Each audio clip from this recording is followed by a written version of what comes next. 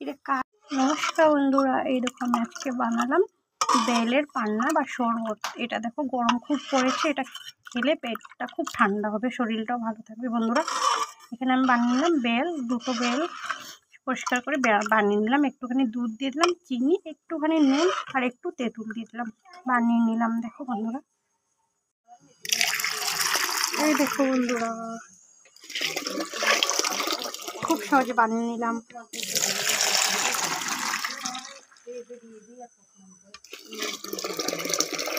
এই দেখো বন্ধুরা খুব সুন্দর করে বানিয়ে নিলাম।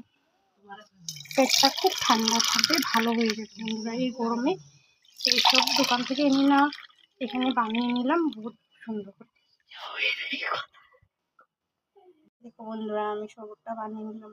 যদি আমার এই শরবত বানানোর রেসিপিটা ভালো লেগে থাকে, লাইক, কমেন্ট, শেয়ার, সাবস্ক্রাইব করে দিও। থ্যাংক ইউ বন্ধুরা।